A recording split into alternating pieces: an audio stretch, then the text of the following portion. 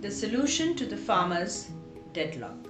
The simple solution to the farmers' deadlock is to apply the principles of democracy. The first principle of democracy is for the common good. Common good meaning that what is good for all should be applied. This means it is not good for the farmers to sit on the street, on the roads and block them, and the businesses are getting affected. This is completely not good. This situation has occurred because the public has rejected the government's new farmer rules. The government wants negotiations, but at this moment, to negotiate while the farmers are still on the street is wrong in a democracy and not good for the common good.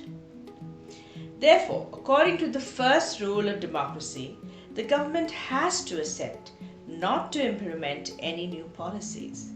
The demonstrators that should all go back home until the government and the public representatives, the farmers, etc., are ready to negotiate on a proper table and chair.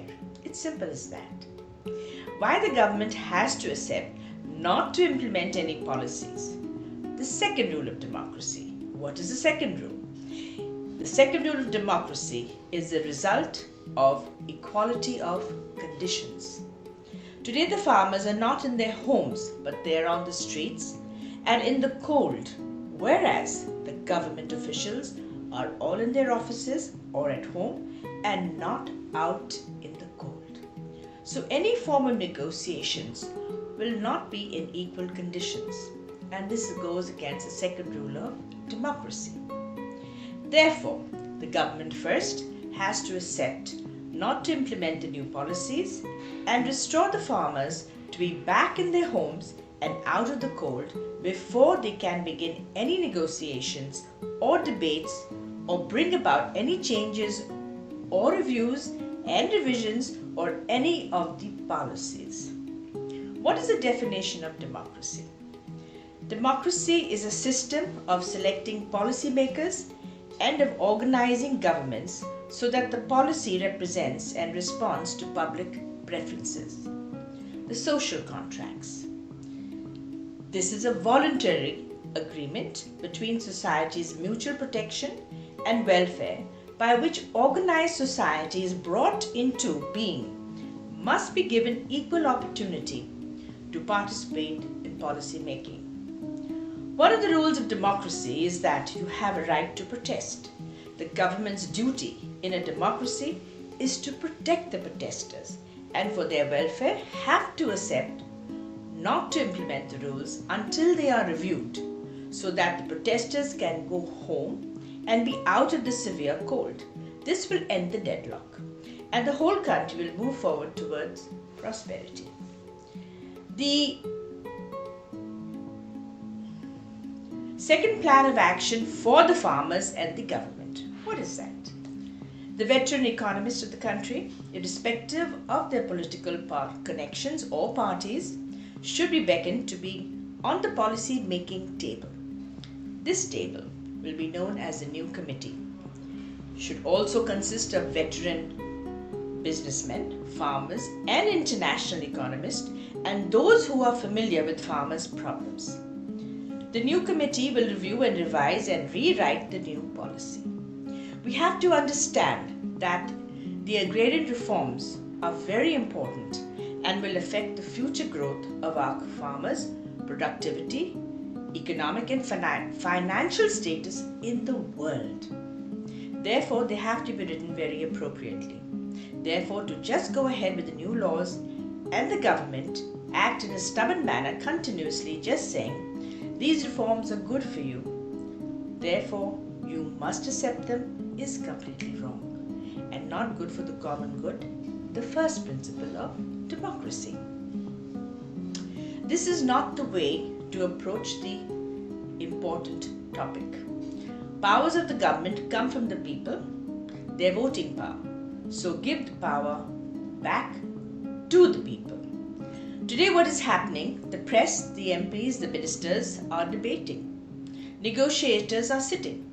Somebody is saying political parties are hijacking the protesters or the foreign powers are intervening while the poor farmers are out in the cold and shiver at their future left in the hands of the government and the press. The UP government is handling them, notices all this is harassment and wrong and not as per the democratic principles. My name is Dr. Raj Darbari. I am an author, writer and filmmaker. We have written several books. One is The Commonwealth in Nehru, the other one is Indira Gandhi's 1028 Days, and a number of series called The Knowledge of Love and Healing. The reason why I have come forth to bring this to the notice of the Prime Minister and the government is because when you feel that there is something wrong and something missing, then someone simply has to point it out. And I feel the writers are the philosophers of this country, and they must come forth and explain to the government where they are going wrong. I am the granddaughter of Mr. Jagdish Nigam, who wrote the land reforms of this country. He abolished the zamindari system. So I'm very well versed with some of the agrarian laws that were made in the past after India gained independence, very famous for.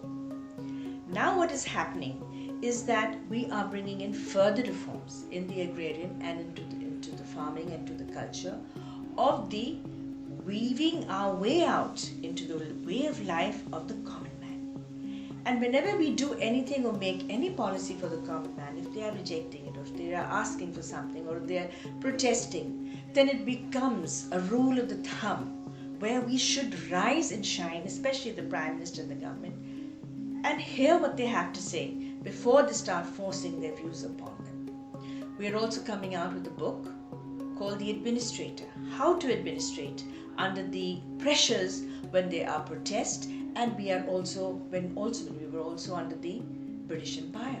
How do you administrate? We cannot take such hard lines as we made the policies and therefore you just have to accept them. There is a different way of approach, and I'm sure that when we bring this forth and explain what are the tenets of democracy, I'm sure the government will rethink and understand what we all have to say. Thank you very much.